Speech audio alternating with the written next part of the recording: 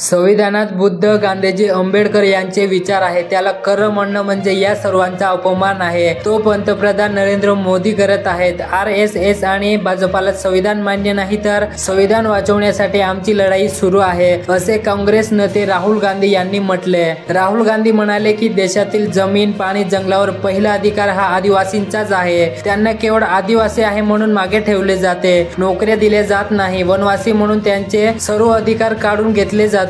पण संविधानात असा काही शब्द नाही. नंदुरबार जिल्ह्यात 4 विधानसभा मतदारसंघ आहेत आणि महाविकास आघाडीतर्फे 4ही विधानसभा मतदारसंघात काँग्रेस पक्षाला उमेदवारी देण्यात आले. या सभेत बोलताना राहुल गांधी यांनी मोदी सरकारवर जोरदार हल्लाबोल केला. राहुल गांधी म्हणाले की पंतप्रधान नरेंद्र मोदी म्हणतात माझ्या हातातील संविधान कर आहे. मोदीजी, माझ्या हातातील संविधान कर नाही, तुम्ही या संविधानाला कर म्हणून गांधीजी, डॉक्टर बाबासाहेब आंबेडकर यांचा अपमान करतात. संविधानात तुम्हाला कुठेही वनवासी म्हटले जात नाही, यात तुम्हाला आदिवासी म्हटले जाते, म्हणजे देशाचे पहिले मालक. राहुल गांधी म्हणाले की वनवासी म्हणजे तुमच्या कशावरच अधिकार नाही. जंगल कापून ती जमीन सरकार उद्योगपतींना देण्यात येते. तुमच्या मुलांना नोकरी दिली जात नाही.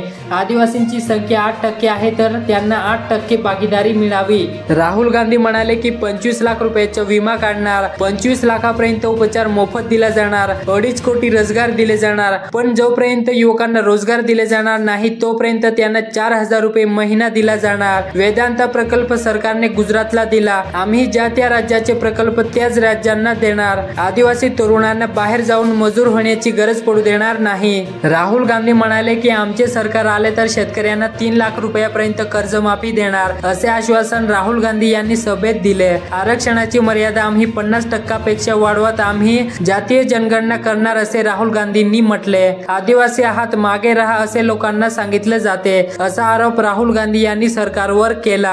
आदिवासी, दलित, मागासलेल्या लोकांना या सरकारने काही दिलं नाही. मोदी जेवढे पैसे उद्योगपतींना देतील तेवढे पैसे आम्ही तुमच्या खात्यावर टाकू. आमचे सरकार महिलांना 3,000 रुपये महिन्यांना देणार तर ST सेवा महिलांना मोफत देणार, असे त्यांनी यावेळी बोलताना म्हटले.